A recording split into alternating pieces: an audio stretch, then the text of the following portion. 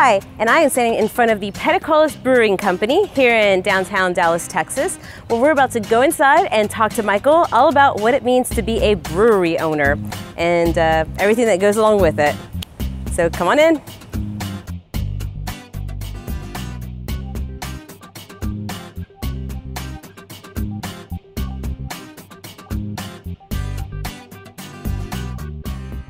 Hi all, and welcome to the newest episode of Beer Betties. Unfortunately, Whitney is not able to join us, but she's missing out because we are at the Peticolas Brewery here in downtown Dallas, Texas. Sitting with me is Michael Peticolas. Hi, thank you. Happy to be with you. Happy to be with you. Looking forward to it. Awesome.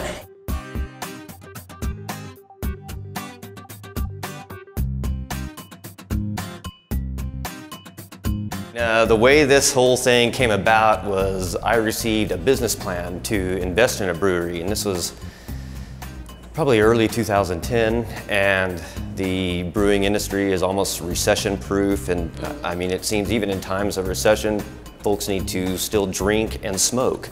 And the beer industry numbers and the craft beer industry numbers continue to rise and rise even through the recession. And a light kind of went on in my head and a light went on over her head, and we, from that point on, have thought, yeah, why don't we do this ourselves? As opposed to opening up a brewery in a city that already had several other breweries, we're like, well, let's open up a brewery here in Dallas where one doesn't even currently exist.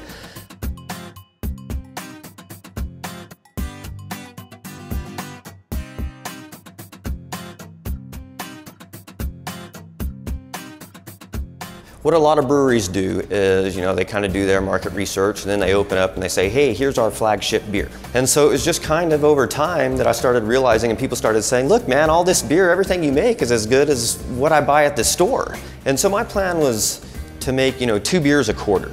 And then stop making those 2 beers and bring on another 2 beers and kind of keep doing that until the bar owners or brewery or restaurant owners were telling me, Michael, my folks love that beer, you need to keep making that beer.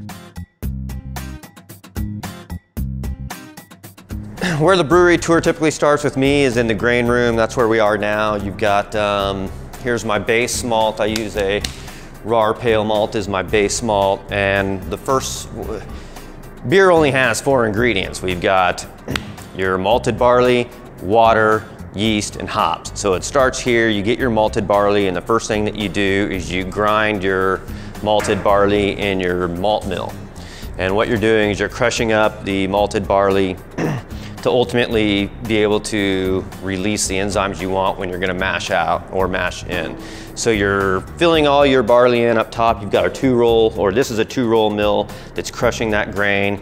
The grain is then crushed and augered from the bottom of the mill up into this vessel, which is called a grist case.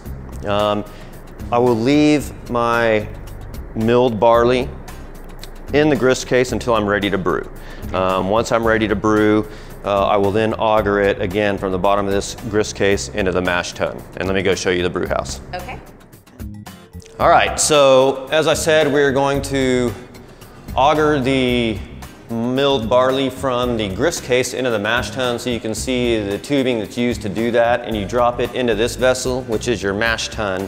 While you're dropping it into the mash tun, you're adding your second ingredient, which is the water, and you're letting it sit or steep at a certain temperature for a certain period of time, depending upon what kind of beer you want to make. Once that time period has come and gone, you're going to move your wort from the mash tun into the boil kettle. Then I'm going to raise the temperature of the wort to 212 degrees and boil it for a specific period of time, depending upon what you're making.